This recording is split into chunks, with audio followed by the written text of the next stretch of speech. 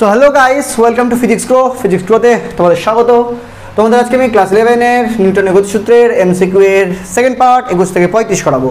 আশা করি 20 অবধি হয়ে গেছে এবং যারা 21 থেকে 35 জন্য অপেক্ষা করছিলে তাদের পেয়ে যাচ্ছ আজকে 21 থেকে 35। দেখো আবার 35-এর পরও খুব তাড়াতাড়ি পেয়ে যাবে। তবে যা বলি আবার বলছি, এই ক্লাসগুলো করার আগে আমার এনসিইআরটির এমসিকিউ বলো মানে নিউটনস ল এর ক্লাসগুলো দেখে নাও, করতে একটা সুবিধা হবে। তো শুরু করবো আজকে ক্লাস। তো আর ইউ রেডি হও, খাতা পেন নিয়ে বসো এবং আমার সাথে প্রত্যেকটা এমসিকিউ করো। ওকে, এমসিকিউগুলো নিজে ট্রাই করবে, না পারলে ক্লাস পজ করবে, না পারলে সেটাকে রিজিউম করে আবার দেখবে, ঠিক আছে? কিন্তু প্রথমে নিজে ট্রাই করবে। ওকে, চলো শুরু করছি আজকের ক্লাস। তো শুরু হচ্ছে আজকের এমসিকিউ 21 থেকে 35। 21 নম্বর কী বলছে দেখো, একটা হনুমান তোমার মতো নাকি তোমার থেকে, যাই হোক, একটা হনুমান একটা গাছের ডাল থেকে স্থির ত্বরণ নিয়ে নিচের দিকে ঝাঁপ দিল। যাই হোক, গাছের ডালের অসহ্য ভার বা অসহ ভার হনুমানের নিজস্ব ভারের 75% হলে, ভার মানে ওজন, হ্যাঁ, হনুমানের ন্যূনতম ত্বরণ কত হলে গাছটির ডালটি ভাঙবে না? মানে ত্বরণটা এমন হতে হবে যাতে অসহ্য ভার যেটা সেটা ক্রস না করে যায়। মনে করো এটা গাছ, গাছের মনে করো একটা ডাল, এই হলো হনুমান,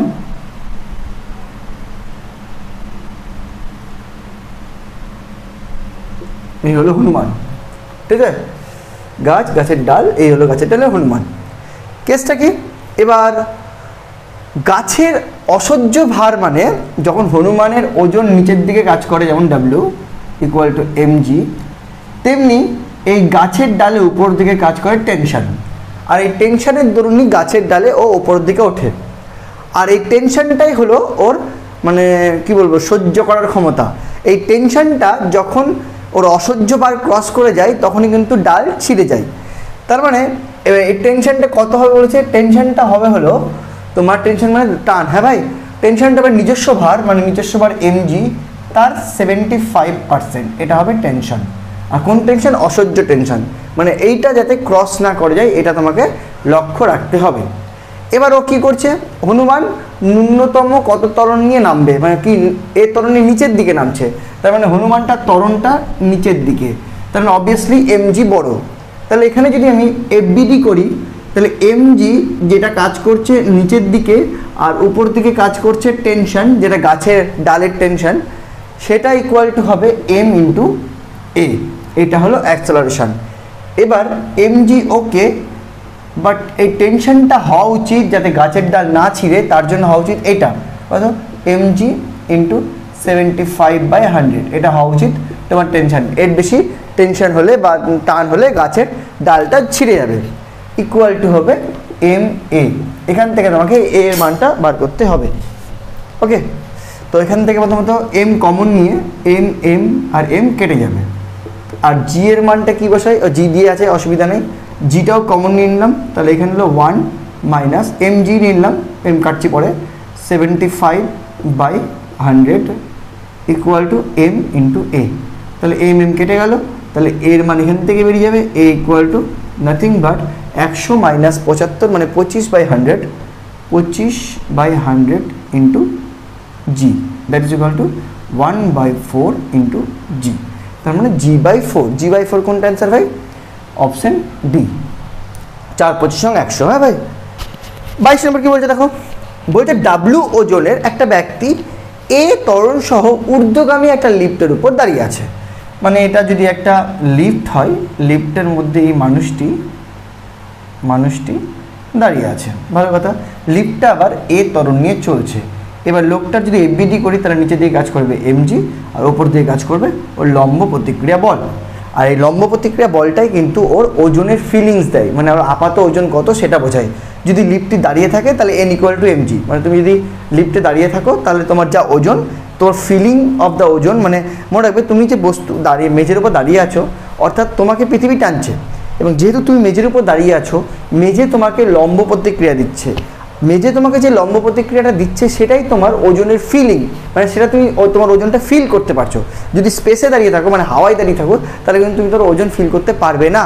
তাহলে ওজনের ফিলিং কোনটা? লম্ব প্রতিক্রিয়া।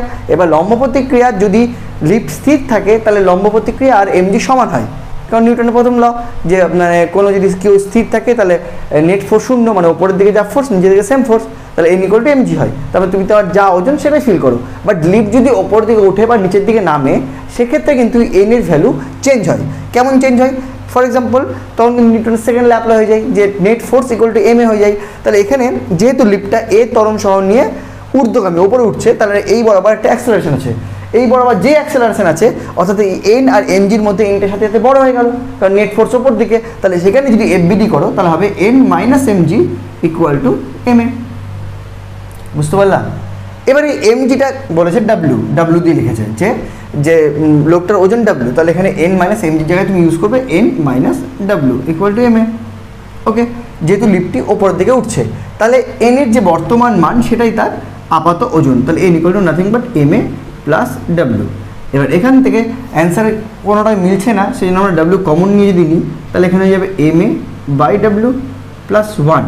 আচ্ছা, এই ডাব্লিউটার মান আবার এমজি হিসাবে বসিয়ে দেবো, হ্যাঁ, কারণ ডাব্লিউ তো এমজিকে তো ডাব্লিউ লিখছি, তাহলে ডাব্লিউ ব্র্যাকেটে M A by MG plus 1, তাহলে এম কেটে যাচ্ছে।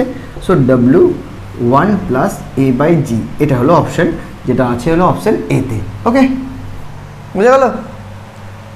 এটা লিফটের যে প্রবলেম থিওরি করেছি এখানেও বুঝতে পারবে যে লিফট যখন স্থির থাকে বা তুমি যখন কোথাও স্থির থাকো তখন তোমার upward force downward force same হয়, কিন্তু তুমি এমন একটা যন্ত্রের মধ্যে আছো যেটা নিজে অ্যাক্সেলারেশন করছে, কারণ তোমার সেই অ্যাক্সেলারেশনটা তোমার মধ্যেও আছে, তুমি তো সেই লিফটের সাথে চলছো, তা তোমার মধ্যে যেই অ্যাক্সেলারেশন চলে আসলো দ্যাটস মিন তোমার যেদিকে অ্যাক্সেলারেশন আছে সেই দিককার ফোর্সটা তোমার অপোজিট ফোর্সের থেকে বেশি, তখন তোমার net force equal to M A, এই ফর্মুলাটা ইউজ করতে হয় ইন দ্য এফবিডি করার সময়। ওকে, সো হয়ে গেল 21-22। আমরা এবার নেক্সট যাবো 23, 24, 25। 23 কি বলছে? একটা লিফটের ছাদের সাথে স্প্রিং তুলা যুক্ত আছে। ভালো কথা। এক ব্যক্তি তার ব্যাগটিকে স্প্রিং তুলার দিকে ঝুলিয়ে দিলেন। ভালো কথা। লিফটটি স্থির অবস্থায় থাকলে স্প্রিং তুলার পাঠ হয় 49 নিউটন। খুব ভালো কথা। লিফটটি 5 মিটার পার সেকেন্ড স্কোয়ার ত্বরণ সহ নিচে নামলে স্প্রিং তুলার পাঠ কত হবে? নাথিং, মানে এটা মনে করো লিফটে একটা স্প্রিং তুলা আছে, এখানে একটা ব্যাগ ঝুলানো আছে, ঠিক আছে? এইবার দেখো নর্মালি ব্যাগটার ওজন এমজির নিচের দিকে কাজ করে, আর লিফটটাতে এই স্প্রিং তুলা যন্ত্রে অ্যাকচুয়ালি কাজ করে স্প্রিং ফোর্স, সেটাকে আমরা টেনশন দিয়েই করতে পারবো, ঠিক আছে? অ্যাকচুয়ালি যেটা কাজ করে সেটা স্প্রিং ফোর্স, কিন্তু সেটা আমরা টেনশন ধরেই করতে পারবো, এটা খেয়াল রাখবে, হ্যাঁ? তো এটাকে ধরলাম টেনশন ওপর থেকে কাজ করছে। এবার নর্মালি যখন লিফটটা স্থির অবস্থায় থাকে তখন কি হয়? টেনশন আর এমজি সমান হয়, তাই তো? কারণ মানে যদি স্থির অবস্থায় থাকে তাহলে কোনো অ্যাক্সেলারেশন নেই, নেট ফোর্স শূন্য মানে আপওয়ার্ড ফোর্স আর ডাউনওয়ার্ড ফোর্স সেম হয়। ওকে, আর এই টেনশনটাই হলো লিফটের ওই যে স্প্রিংটা যেটা আছে তাতে যে পার্ট দেবে, তাই তো? টেনশন যত ক্রিয়েট হবে তত নিউটনটা দিতে পার্ট দেবে যে এই ব্যাগটার ওজন কত, তাই তো? কারণ এমজি ব্যাগটার ওজন আছে এমজি, সেটা তো টেনশনের সমান, তাহলে টেনশন যেটা সেটা হলো স্প্রিংয়ের পার্ট, সেই পার্টটা কিন্তু ব্যাগটার ওজন যেটা দেবে সেটাই টেনশনটাই। সো এখান থেকে যদি আমরা টেনশনটা দেওয়া আছে 49 নিউটন, যেটা আমার ওজন মানে পার্ট, আর এম আর জি এর মান তো আমরা জানি 9.8, এখান থেকে কিন্তু আমরা যে ব্যাগটা তার ভরটা বের করে নিতে পারবো, যেটা হবে 49/9.8 হয়ে গেল। এরপরে কেস বলছে লিফটটা যদি এবার 5 মিটার পার সেকেন্ড স্কোয়ার ত্বরণ সহ নামে, তাহলে এবার এটা নামছে, যে এটা নামছে সাথে সাথে কি হলো? আর টি আর এমজি সমান থাকলো না, সেক্ষেত্রে ডাউনওয়ার্ড ফোর্সটা বেশি হয়ে গেল এবং নেট ফোর্স ইকুয়াল টু হয়ে গেলো M into A. So in this case MG বড়, যখন পরের এফবিডি করবো minus T equal to M A হয়ে গেল, net force equal to M A, কারণ এ তলসহ নামছে মানে এমজি বড়, উঠলে টি বড় হতো। তাহলে এখান থেকে যদি আমরা নতুন টি বার করি সেটাই হবে তোমার কি? নতুন পার্ট। তো নতুন টি হবে nothing but MG minus M A. এখান থেকে যদি এম কমন নিই তাহলে জি মাইনাস এ। এবার এম এর মানটা কত? 49/9.8, আর জি কত? 9.8, আর এ কত? 5, তাই তো? 5 মিটার পার সেকেন্ড স্কোয়ার ত্বরণ নামছে তো, হ্যাঁ। তাহলে এটি ক্যালকুলেশন করলে হবে 49/9.8 ইন্টু 4.8, পয়েন্ট উঠিয়ে দিলাম, 49 2 9.8, 9 2 24 the 48, so 24 Newton. So option A হলো কারেক্ট অ্যান্সার এখানে। পরেরটা কি বলছেন, আবার সেই লিফটের অঙ্ক, একটা lift 1 metre per second square ত্বরণ নিয়ে এবার ওপরে উঠছে। ভালো কথা, লিফটের ভেতরে একটা 6 কেজি ভরের বস্তু একটা তারের সাহায্যে ঝোলানো আছে, যেটা ওখানে স্প্রিংয়ের সাহায্যে ছিল। ভালো কথা, লিফটে ছাদতে ঝোলানো রয়েছে। ভালো কথা, এক্ষেত্রে ওই তারের টান কত, সেম প্রবলেম, সেম একটা লিফট, ওকে, এটা তার, ওকে, আর কি এটা বস্তু, তো হ্যাঁ বস্তু, যার ভর 6 কেজি, এম হলো যার 6 কেজি, তার মানে এখানে যেটা এমজি কাজ করছে সেটা 6 ইন্টু জি, আর উপর দিয়ে কাজ করছে টেনশন টি। আচ্ছা, এবার লিফটটা কী হচ্ছে, লিফটটা এবার 1 মিটার পার সেকেন্ড ত্বরণ নিয়ে equal to 1 metre per second square, এই ত্বরণটা নিয়ে উপরের দিকে উঠছে। যদি ওপর দিকে ওঠে তারপর টি এর ক্ষেত্রে বড়, তাহলে এফবিডি কী বোঝায়, বা নিউটন সেকেন্ড ল থেকে কী বোঝায়, যে tension minus 6g equal to M A, M মানে 6 মাস, এ হলো ত্বরণ বসিয়ে দিচ্ছি, তাহলে T equal to nothing but 6 into A এর মান 1 প্লাস 6 ইন্টু জি এর মান। এবার যেহেতু এখানে দশমিকে নাই, অর্থাৎ এখানে জি এর মান কিন্তু 10 নিতে হবে, হ্যাঁ, তাহলে 6 plus 60 that is equal two 66, তার মানে এক্ষেত্রে তারের টান দেখাবে 66 নিউটন। সিম্পল প্রবলেম একেবারে। হ্যাঁ, জেট ইঞ্জিনের কার্যনীতি সবাই জানে, রৈখিক ভরবেগের সংরক্ষণ সূত্র মেনে চলে। ভরের নিত্যতা সূত্র নয়, শক্তির নিত্যতা সূত্র নয়, আর কৌণিক ভরবেগ তো আসছেই না এখানে। সো রৈখিক ভরবেগের সংরক্ষণ সূত্র, যে যদি এখানে মানে ভর কমে তাহলে বেগ বৃদ্ধি পাবে। ওকে, এইভাবে রকেট চলে। হ্যাঁ, রকেট বলো বা জেট বলো। ওকে, সো হয়ে গেল 23 24 25। চলো নেক্সট 26 27। 26 কি বলছে, এম ভরের একটা মুক্ত বস্তু কণা ভূমি থেকে স্থির উচ্চতায় একটি অনুভূমিক তলে XY তলে, যেটা বলা এক্স অক্ষ বরাবর গতিশীল ছিল।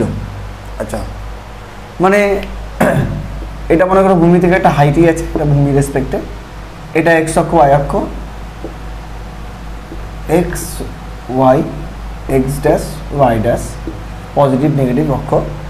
এখানে সে ভূমি থেকে সামথিং উচ্চতায়, যাই হোক, এক্স ওয়াই তলে এক্স অক্ষ বরাবর গতিশীল ছিল। মনে কর কোনো গতিশীল ছিল, মনে কর কোনো একটা মুহূর্তে এখানে আছে, যার স্থানাঙ্ক হলো এক্স কমা 0, মানে ওয়াই অক্ষ বরাবর তার কোনো স্থানাঙ্ক ছিল না, এক্স অক্ষ বরাবর যাচ্ছিল। ভালো কথা, হঠাৎ বিস্ফোরণ হলো, দিয়ে কণাটা m/4 আর 3m/4 দুটো পার্টে ভেঙে গেল। ভালো কথা, এক মুহূর্ত পরে ওয়াই অক্ষ বরাবর, আচ্ছা তাহলে ভাঙার পর সেটা কোথায় গেল, ওয়াই অক্ষ বরাবর। ছোট কণাটার অবস্থান +15, তাহলে কোনো একটা মুহূর্তে ছোট কণাটা মনে করো যদি এখানে ধরি, এটা হলো +15 সেমি, ঠিক আছে, ওয়াই অক্ষ বরাবর। তাহলে বড় কণাটা কোথায় হবে? আচ্ছা, যদি একটা কথা মনে রাখবে, যে যদি একটা পাথর বা কোনো কিছু বিস্ফোরণ হয় এবং সেলফ বিস্ফোরণ হয় কোনো বাহ্যিক বল ছাড়াই, তাহলে তার একটা অংশ যদি আপওয়ার্ড ওয়াই অক্ষ বরাবর যায়, তাহলে আরেকটা অংশ কিন্তু -y অক্ষ বরাবর যাবে, এদিক ওদিক যাবে না, ঠিক আছে। যদি পার্সোনাল কোনো মানে এক্সট্রা কোনো ফোর্স না হয়, পার্সোনাল আন্তঃক্রিয়ায় যখন ব্লাস্ট করে তখন একটা কোনো যেদিক যাবে আর একটা কোনো ঠিক তার অপোজিটে যাবে। তাহলে এটা যদি +15 হয়, এটা সামথিং -y কিছু একটা হবে, ঠিক আছে। এবার একটা জিনিস মনে রাখতে হবে, এবারে এদের যদি স্থানাঙ্ক দেখো, তো স্থানাঙ্কতে দেখো এবার ওয়াই অক্ষ প্রেজেন্ট হয়ে গেছে, ঠিক আছে। আগে শুধু এক্স অক্ষ ছিল, ওয়াই অক্ষ ছিল না। তার মানে ওয়াই অক্ষ বরাবর তার ভরকেন্দ্রে যদি অবস্থান দেখো, যে মেন কণাটা তার অবস্থান ছিল 0, ঠিক আছে। সেরকমই এক্স অক্ষ যখন ব্লাস্ট হওয়ার পরে পুরো সিস্টেমটা এখন ভেঙে দুটো টুকরো হয়ে গেছে, তাদের ভরকেন্দ্রের পজিশনে কিন্তু 0ই থাকবে ওয়াই অক্ষ বরাবর, ঠিক আছে। সো যদি আমি এখন এই দুটো সিস্টেমের এটার ভরকেন্দ্রের অবস্থান খুঁজি, তাহলে ভরকেন্দ্রের অবস্থান খোঁজার ফর্মুলা যেটা, সেটা তোমরা স্থিতিবিজ্ঞান চ্যাপ্টারে পড়বে। সেটা হলো যেটা এই কণাটার ভর m/4 ইন্টু এই কণাটার অবস্থান 15 প্লাস এই কণাটার ভর মানে 3m/4 ইন্টু এই কণাটার অবস্থান মানে y। ওকে, অবস্থান হিসাবেই নিব, এটা নেগেটিভ তো অটোমেটিক বেরাবে। হ্যাঁ, আর এটা ছিল মানে বর্তমানে অবস্থান বের করার ফর্মুলা ভরকেন্দ্রের। আর আগে ভরকেন্দ্র কোথায় ছিল, ওয়াই অক্ষ বরাবর 0তে ছিল, তাহলে এটা ইকুয়াল টু 0। তাহলে ভরকেন্দ্রের অবস্থানে কিন্তু কোনো রকম পরিবর্তন হয় না, ঠিক আছে। তাহলে এখান থেকে ওয়াই বের করো, তাহলে তোমার বেরিয়ে যাবে যে সেকেন্ড কণাটা মানে এই কণাটার অবস্থান কি। তাহলে আপাতত 4 লসাগু নিয়ে 0 করে দিলাম, তাহলে এদিকে 15m আর এদিকে 3my ইকুয়াল টু 0 করে দিলাম। তাহলে এদিকে 3my equal to -15m, mm কেটে যাচ্ছে, তাহলে y is equal to nothing but -15/3, it is equal two -5 cm। Okay, so নতুন অবস্থানটা হবে -5 cm, যেটা অপশন এতেই রয়েছে। ঠিক আছে। 27 কি বলছে, 10 মিটার উচ্চতা থেকে একটা বলকে ফেলা হলো, নিচে বালিতে বলটি 1 মিটার ঢুকে থেমে গেল। এক্ষেত্রে দেখো, যেহেতু বলটা মানে বালিতে ঢুকে গেছে, অর্থাৎ বালিতে ঢোকার আগে অবধি কিন্তু ওর ভরবেগ আর শক্তির দুটোই সংরক্ষণ থাকে। ঠিক আছে। যদি কোনো রকম মানে উপর থেকে কোনো বস্তুকে ফেলা হয়, তাহলে বস্তুটা যখন মানে কি বলবো, বিভিন্ন হাওয়াতে বিভিন্ন পজিশনে থাকে, তখনও কিন্তু তার শক্তি সংরক্ষণ থাকে, আর ভরবেগ তো সবসময় সংরক্ষণ থাকে। কিন্তু যদি কোনো বস্তু যখন বালিতে প্রবেশ করে যাচ্ছে, যখন বাধা বল চলে আসছে, তখন কিন্তু শক্তি সংরক্ষণ থাকে না। ঠিক আছে। অর্থাৎ এক্ষেত্রে যেহেতু বালিতে ঢুকছে জিনিসটা, অর্থাৎ এখানে কিন্তু শক্তি সংরক্ষণ থাকবে না, তার মানে শুধুমাত্র ভরবেগ সংরক্ষণ থাকবে, কারণ ভরবেগ সবসময় সংরক্ষণ থাকে। ওকে, নিউটনিয়ান ফিজিক্সে ভরবেগ সবসময় সংরক্ষিত থাকে। ক্লিয়ার? চলো নেক্সট। 28, 29 আর 30। 28 কি বলছে, 5 কেজি ভরের একটা বস্তু স্থির অবস্থায় আছে, হঠাৎ এটি বিস্ফোরিত হয়ে 3টা টুকরোয় পরিণত হলো। আচ্ছা, যদি 3টা টুকরোয় পরিণত হয়, তাহলেও কিন্তু তোমার মানে যে নেট ভরবেগটা, স্টার্টিংয়ে যে ভরবেগটা আর পরে ভরবেগটা সেম হবে। দুটো টুকরোয় পরিণত হলে যেমন দুদিকে যায়, 3টে টুকরোয় পরিণত হলে কিন্তু ফলোটা এরকম হবে যে দুটো টুকরো যদি মানে কি বলবো দুদিকে যায়, 3 নম্বর টুকরো এমন দিকে যাবে যাতে ওই দুটো টুকরো লব্ধির দিক আর 3 নম্বর দিক সমান হয়। যাই হোক, বুঝাচ্ছি। দেখো তো, টুকরোগুলির ভরের অনুপাত 1:1:3। যে দুটো টুকরোর ভর সমান, সেই দুটো টুকরো যদি পরস্পরের সাথে লম্বভাবে 21 মিটার পার সেকেন্ড বেগে ছুটে যায়, তাহলে ভারী টুকরোটি কত বেগ হবে? আচ্ছা, ব্যাপারটা এরকম যে এটা একটা বস্তু যার ভর কত, 5 কেজি, 3টা টুকরো হয়েছে 1:1:3, মানে একজনের ভর 1 কেজি, আরেকটার 1 কেজি, আরেকটা 3 কেজি। 1 কেজিটা যদি এদিক যায়, তাহলে আর 1 কেজিটাও এদিক যাবে যাতে পরস্পর লম্ব হয়। তার মানে এদের যে লব্ধিটা এই বরাবর, তার উল্টো দিকে যাবে হলো তোমার 3 কেজিটা। ওকে ওকে, যাতে এই দুটো লব্ধির সাথে এটা অপোজিট হয়। দুটোর ক্ষেত্রে যেমন যদি দুটো ব্লাস্ট হয়ে দুটো টুকরো হয়, তাহলে একে অপর অপোজিট যায়, কিন্তু 3টা টুকরো হলে দুটো টুকরো যেদিক যাবে, 3 নম্বর টুকরো যাবে তার অপোজিট যায়, সেটা তোমাকে লক্ষ্য রাখতে হবে। এবার এটা বোঝানোর জন্য আমরা মানে এক্স্যাক্টলি কত হবে 3 নম্বরটার বেগ, এটা তো 21 মিটার পার সেকেন্ড, এটা 21 মিটার পার সেকেন্ড, সেটা আমরা একটু ভেক্টরের সাহায্য নিচ্ছি। যদি এটা এক্স অক্ষ হিসাবে ধরো, তাহলে এদিককার বেগটা হলো 21 i ক্যাপ, আর এদিককার বেগটা হলো 21 j ক্যাপ। ওকে, আর এই বেগটা আমি আপাতত নর্মাল ভি ধরে নিলাম, ভি ভেক্টর। ঠিক আছে। তাহলে কি বলা যায় যে তোমার ভরবেগ যেটা ব্লাস্ট হওয়ার আগেও যাচ্ছিল, ব্লাস্ট হওয়ার পরেও তাই হবে।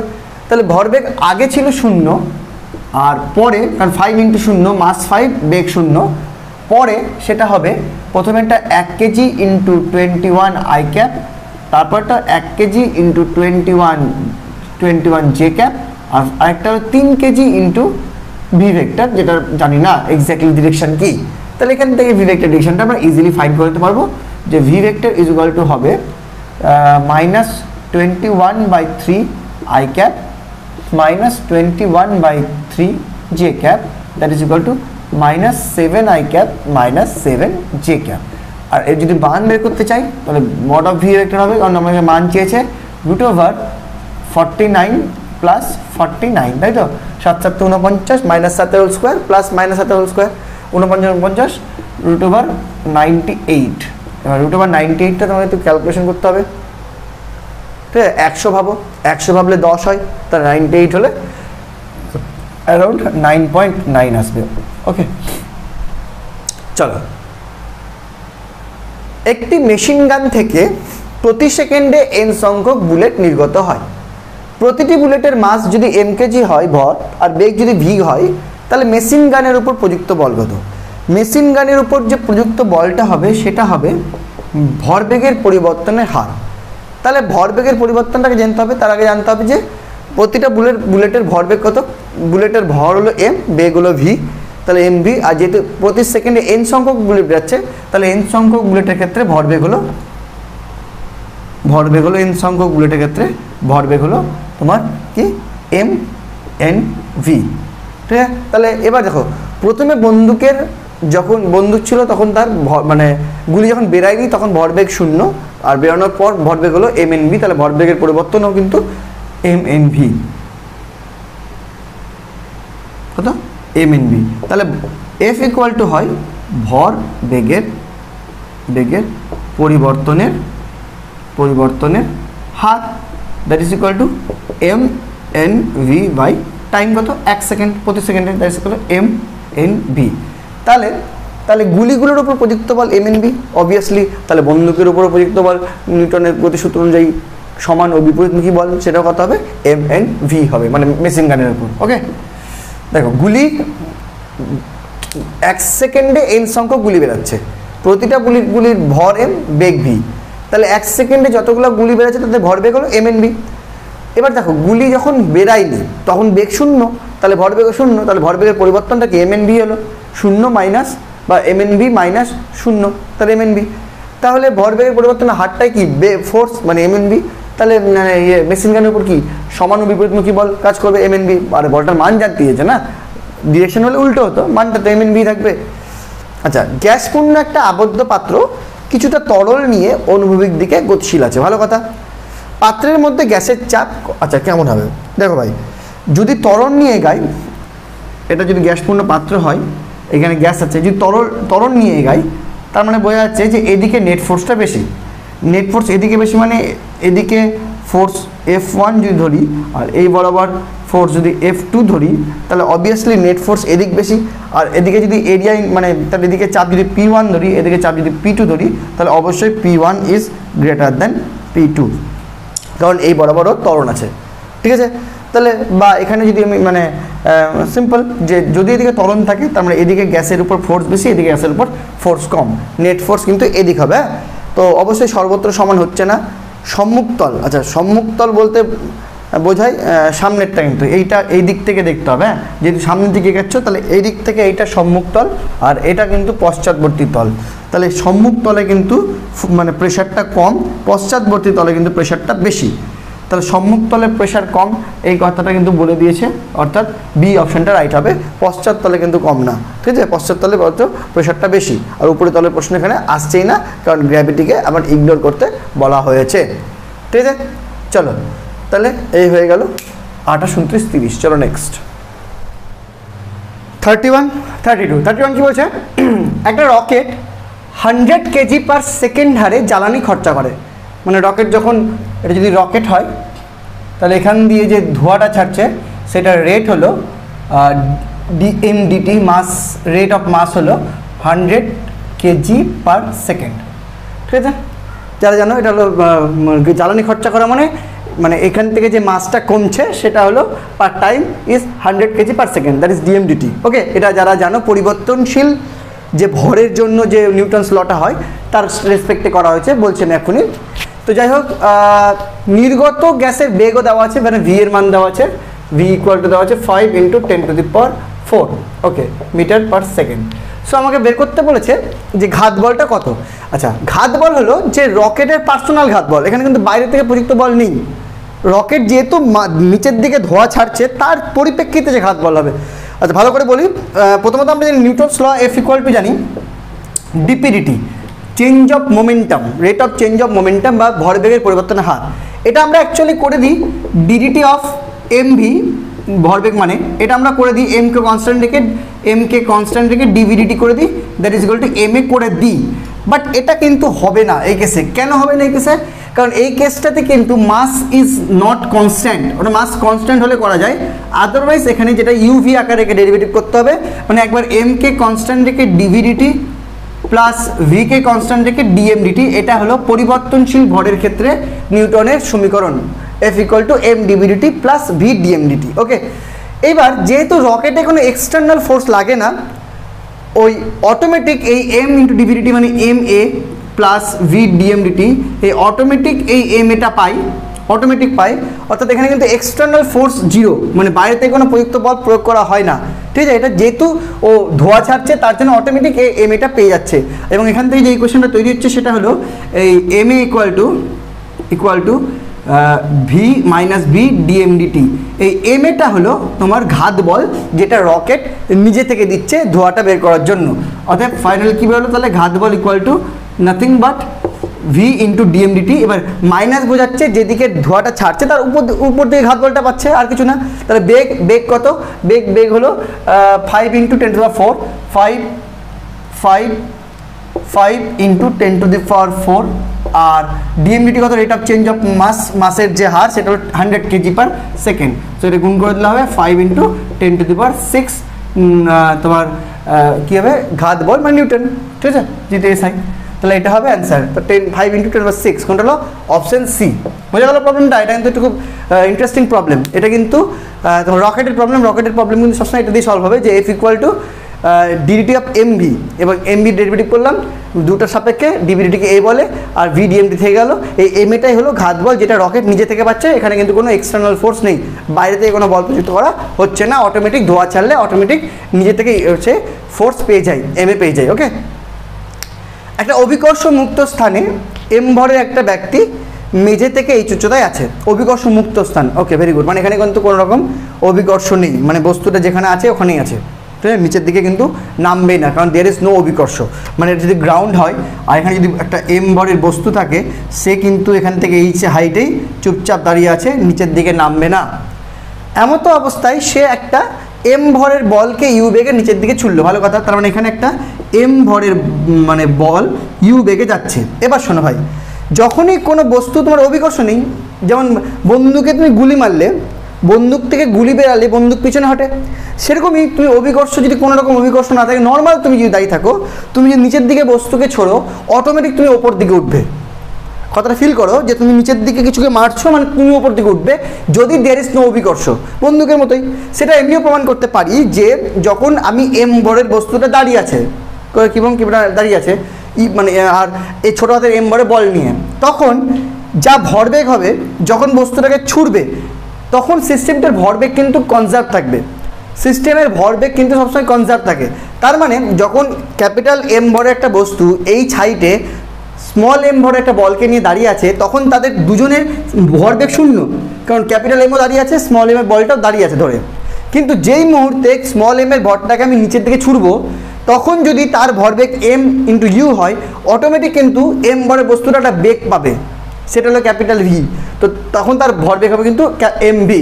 সো ইন দিস কেস ভরবেগ হবে ছোড়ার পর M U plus M V, আর এখান থেকেই পাওয়া যায় ভি ইকুয়াল টু প্রতিক্ষেপ বেগ minus M U by capital M, যেটা আমরা বন্দুকের ক্ষেত্রেও পেয়েছিলাম। অর্থাৎ এক্ষেত্রে বোঝা যাচ্ছে যে এই যে লোকটা অভিকর্ষ মানে অভিকর্ষহীন স্থানে দাঁড়িয়েছিল, সে একটা ভি বেগ ওপরে অর্জন করবে, যার জন্য ও এবার ওপরে উঠবে। সেই বেগটার মান কত? Minus M U by M. এইটুকু বোঝা গেল কিনা বলো? যেহেতু এখানে কোনো অভিকর্ষ নেই, আমি দাঁড়িয়ে আছি চুপচাপ, আমি যদি কোনো বস্তুকে নিচের দিকে মারি, ভর বেগের সংরক্ষণ সূত্র অনুযায়ী আমি ওপর দিকে একটা বেগ অর্জন করব, যাতে টোটালটা আবার শূন্য হয়। ক্লিয়ার? সো আমার প্রতিক্ষেপ বেগ ওপরে ওঠার হলো মাইনাস এম বাই ইউ। এখানে মাইনাসটা বোঝাচ্ছে জাস্ট ওপরে উঠছে, এইটুকুটাই হলো। এবার আমি মানে প্রশ্ন চেয়েছে কি, যে বলটি যখন মেঝেতে পৌঁছালো, তখন মেঝে থেকে লোকটা কত দূরে যাবে। তাহলে আমাকে দেখতে হবে বলটার মেঝেতে পৌঁছাতে কি টাইম লাগছে, এবং সেই টাইমে আমি ক্যাপিটাল ভি বেগ নিয়ে কতটা উঠবো, সেই টাইমে আমি ক্যাপিটাল ভি বেগ নিয়ে কতটা উঠবো। যদি এটা জানতে পারি, তাহলে এই এইচের সাথে বাকি এইচ ড্যাশটা যোগ করলেই আমি পেয়ে যাব যে আমাকে মানে আমি এখন এই মুহূর্তে কোন হাইটে আছি। তাহলে ফার্স্ট অফ অল আমাকে বের করতে হবে যে স্মল এম ভরের বস্তুটা কত টাইমে নিচের দিকে পড়বে। যেহেতু এখানে কোনো অভিকর্ষ নেই, তাহলে আমরা এই ফর্মুলা ইউজ করতে পারি যে টি টাইমে যদি পৌঁছাই, তাহলে আমরা ইউজ করতে পারি এইচ ইকুয়াল টু হয় U T plus half G T square. But এখানে কোনো অভিকর্ষ নেই, তাহলে হাফ জিটি স্কোয়ারটা থাকলো না, শুধু ইউটি। তাহলে এখান থেকে টি ইকুয়াল টু পেয়ে গেলাম এইচ বাই ইউ থাকলো। আর সেম টাইমে আমি জানতে চাই যে কত দূর যাবো, তাহলে আমি এখান থেকে বের করবো H dash, same formula, H dash হলো কি ইউটি প্লাস হাফ এটি স্কোয়ার। তাহলে ইউটি এখানে ইউ হলো ভি, আমার ভি ইন্টু টি, আবার এখানে হাফ জিটি স্কোয়ার থাকবে না, এখন নো অভিকর্ষ। এবার এই ভি এর মানটা বসাবো আমি কত, M by capital M into U. Okay, শুধু মানটা নেবো। আর টি এর মান বসাবো এইচ বাই ইউ, এখান থেকে ইউ কেটে গেল, থাকলো কি H small M by capital M. তাহলে আমি কি দেখলাম যে আমি এইচ ড্যাশ মানে H small M by capital M height উপরে উঠে গেলাম। তাহলে আমার গ্রাউন্ড থেকে টোটাল হাইট কত হলো? গ্রাউন্ড থেকে টোটাল হাইট হলো এইচ হাইট আমি ছিলাম, আর বর্তমানে H into small M by capital M height উপরে উঠলাম। তো এইচ কমন নিলে 1 plus small M by capital M, which is option A. Okay okay, দুটাই খুব ইন্টারেস্টিং প্রবলেম, ভালো করে শিখে নাও। Okay next 33 34। 33 কি বলছে? একটা অনুভূমিক তলে অবিরত উল্লম্বভাবে সিসারগুলি পড়ছে, deep deep deep deep deep deep deep. প্রতিটি সিসারগুলির ভর এম কেজি। তলটির সংস্পর্শ করার মুহূর্তে বেগ ইউ মিটার পার সেকেন্ড। যদি প্রতি সেকেন্ডে এন সংখ্যক গুলি তলটির উপর পড়ে স্থির হয়ে যায়, তবে সিসার বল পড়ার জন্য অনুভূমিক তলের উপর প্রযুক্ত বল কত হবে? তাহলে এই যে deep deep deep deep deep deep deep deep deep deep deep গুলি পড়ছে দাপ দাপ করে, সব গুলিগুলো পড়ার জন্য যে প্রযুক্ত বল হবে F equal to nothing but ভর বেগের পরিবর্তনের হার। আর কি ভর বেগের পরিবর্তন? দেখো গুলি যখন পড়ছে, পড়ার মুহূর্তে, টাচ করার আগের মুহূর্তে ভর বেগ কত? ভর এম, বেগ ইউ, আর সেকেন্ডে পড়ছে এনটা গুলি, তাহলে এন এম ইউ। গুলি পড়ার পর স্থির মানে 0, আর টাইম কত? পার সেকেন্ড 1, তাহলে এন এম ইউ। সো কত বল হবে? N M U, N M U, option B, N M U newton. এগুলো নিউটন কিন্তু, হ্যাঁ। ওকে 34, এম ভরের একটা বস্তুকে একটা অনুভূমিক ঘর্ষণহীন তল বরাবর ছোট হাতের এম ভর বিশিষ্ট একটা দড়ির সাহায্যে টানা হচ্ছে, মানে এবার দড়িটার ভর আছে। আচ্ছা ভালো কথা। যদি দড়িটির মুক্ত প্রান্তে পি বল প্রয়োগ করা হয়, তাহলে দড়ি দ্বারা বস্তুর উপর প্রযুক্ত বল কত? খুবই সিম্পল, এটা বস্তু, এটা দড়ি, মোটা করে দিলাম দড়িটাকে, ঠিক আছে। এখানে আমি বল প্রয়োগ করলাম পি, দড়িটার ভর এম, বস্তুর ভর ক্যাপিটাল এম। তাহলে দড়িটাকে যদি, দড়ির এই পয়েন্টটাকে যদি ধরে নিই, বা এই পয়েন্টটাকে ধরে নিলাম সেন্টার অফ মাস দড়িটার ক্ষেত্রে, তাহলে এই বরাবর ধরলাম পি, বল কাজ করছে, আর এই বরাবর কাজ করবে ওর টেনশন টি, ঠিক আছে, ফ্রম দ্য পয়েন্ট। আর এই বরাবর কাজ করবে বস্তুটার উপর টেনশন টি। তাহলে এবার আমাকে আগে শুধু বস্তুটারই এফবিডি করতাম, এখানে দড়ির এফবিডিও করতে হবে। দড়ি আর ওভারঅল কী হচ্ছে, এদিকে দুজন মিলে এতে যাচ্ছে। তাহলে যদি দড়ির এফবিডি করি, দড়ির উপর বল প্রয়োগ করা হয়েছে পি এদিকে, আর এদিকে কাজ করছে টেনশন টি ইকুয়াল টু দড়ির মাস ইন্টু এ, হয়ে গেল। আর বস্তুর করলে বস্তুর পক্ষে টেনশন কাজ করছে টি ইকুয়াল টু বস্তুর মাস ইন্টু এ, হয়ে গেল এফবিডি। জাস্ট এখানে দড়ির এফবিডি করতে হবে, অন্যান্য ক্ষেত্রে দড়ির এফবিডি করতে হয় না, এই হলো ব্যাপার ভাই। হ্যাঁ, যেহেতু দড়িটার মাস আছে অর্থাৎ দড়ির এফবিডি এখানে করতে হবে। দড়িটাকে মুক্ত প্রান্তে ফোর্স পি, দড়িটার পার্সোনাল টেনশন, দড়িটার ওপর যে টেনশন কাজ করবে সেটা টি উল্টো দিকে, আর বস্তুটার উপর টেনশন কাজ করবে বস্তু থেকে দূরে এদিকে, ব্যাস। তাহলে এই দুটো অ্যাপ্লাই করে এখান থেকে তোমার টি এর মান বের করা হয়ে গেল। এর থেকে এখান থেকে হয়ে যাবে এম ইকুয়াল টু, এখান থেকে A equal to P minus T by M, এখানে বসিয়ে দাও P minus T by m, that implies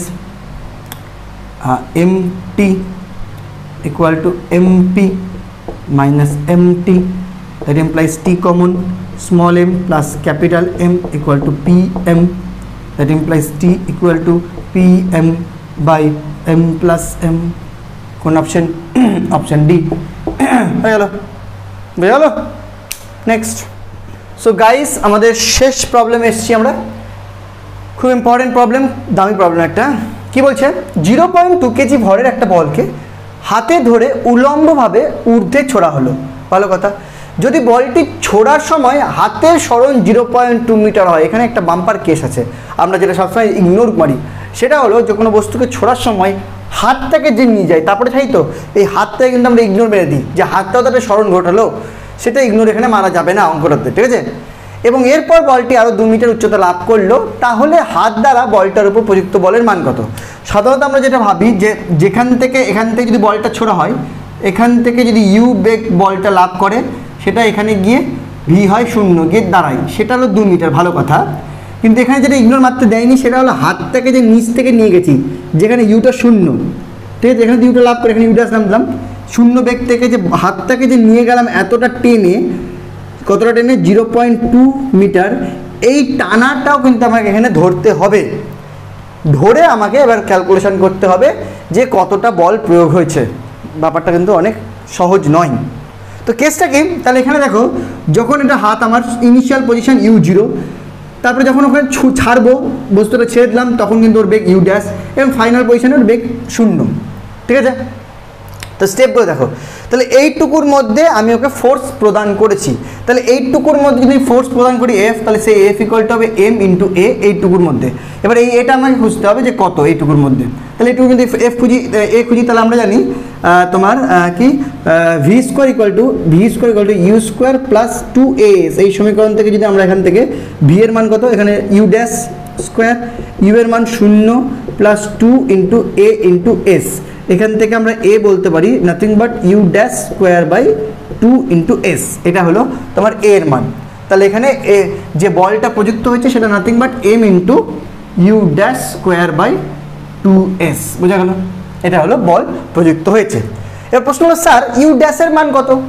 you ড্যাশের মান বার করার জন্য আমাকে আবার এখানে সাহায্য নিতে হবে, সেটা কি, যে আমরা জানি V square equal to U square minus 2gh, এই ফর্মুলা, মানে এখানে জি, এখান থেকে তো গ্র্যাভিটি কাজ করছে, সো এখান থেকে ভি এর মান 0, ইউ এর মান U dash square minus 2 into G, H এর মানটা কত, এইচ এর মানটা কিন্তু এবার এখানে কিন্তু শুধু 2 মিটার নিলে হবে না, যেহেতু হাতটাও আমার গ্র্যাভিটির বিরুদ্ধে উঠেছি, তো হাতটাও কিন্তু এখানে ইম্পর্টেন্ট, যে হাতটা কতটা উঠিয়েছি। So 0.2 plus 2 that is 2 plus 0.2, এটা হলো এইচ হবে হাইট, বা এখানে আমি আপাতত ক্যাপিটাল এইচই রাখছি, ঠিক আছে? তাহলে এখান থেকে U dash square equal to হবে 2g into capital H. So এটাই যদি এখানে বসিয়ে দিই finally, so A equal to nothing but 2g into capital H divided by 2s। So 2 into 10 into capital H কত, ক্যাপিটাল এইচ হলো তোমার 2.2, ঠিক আছে? 2 plus 0.2 divided by 2 into S কত, এসটা কিন্তু হাতের, হ্যাঁ এটা জাস্ট হাতের সরণ 0.2, ঠিক আছে? সো এটা ক্যালকুলেশন করে যেটা হবে সেটা হলো উত্তর। তো প্রথমে এই টু কেটে যাচ্ছে, এই পয়েন্ট উঠে যাচ্ছে, আর এটা হয়ে যাবে 2 11 22, তো তাই দেখো জি এর মান 2 10 0.2 2gh বসাই দিলাম, U dash square equal to বেরিয়ে গেল 2as, তাহলে 2 U square U dash square by 2s, U ড্যাশের মান 2gh, 210 into 2.2 divided by 2 into 0.2, 2 কেটে গেল, এদিকে পয়েন্ট উঠে গেল, 2 11 22 কত হচ্ছে 110, ও সরি, কোথায় কী ক্যালকুলেশন ভুল করলাম, আমাকে এটা বার করতে হবে, এটা কী বার করছি আমি, এ বার করছি, তাহলে হলো 110 মিটার পার সেকেন্ড স্কোয়ার, তাই দেখে দাও একবার, তাহলে এখানে বসিয়ে দাও সমান এম ইন্টু এটার মানই বার করে ফেললাম, হ্যাঁ এখানে আলাদা করে, এর মান 110, এম এর মান কত, এম এর মান কত দিয়েছ 0.2, তাহলে 0.2 ইন্টু 110 কত হয় দেখে নাও, পয়েন্ট উঠিয়ে 10 0 করে হলো 11 দুগুণে 22 নিউটন। সো 22 নিউটন হলো অ্যান্সার। কোথায় আছে অপশান? Option D. দেখো অঙ্কটা বুঝলা কিনা, একটু কিন্তু টিপিক্যাল আছে অঙ্কটা, হ্যাঁ ভালো করে দেখো। ফার্স্ট অফ অল আমাকে এইটুকুর মধ্যে ফোর্সটা বের করতে হবে, সো এইটুকুর মধ্যে ফোর্স হলো এফ ইকুয়াল টু এম এ, তাহলে এইটুকুর মধ্যে ক্যালকুলেশন করে এ বার করতে হবে, সেই এটা বেরোলো হলো you dash square by 2s। আবার এই ইউ ড্যাশটা বার করার জন্য এইটুকু সাহায্য নিতে হবে, এইটুকু সাহায্য নেওয়ার সময় যে এইচটা নেবো সেই এইচের কিন্তু হাতটাও যেহেতু গ্র্যাভিটির এগেনস্টে উঠিয়েছি, গ্র্যাভিটি কিন্তু এখানেও আমাকে টেকে নিতে হবে, এবং জানি তো সর্বোচ্চ উচ্চতায় গিয়ে 0 হয়।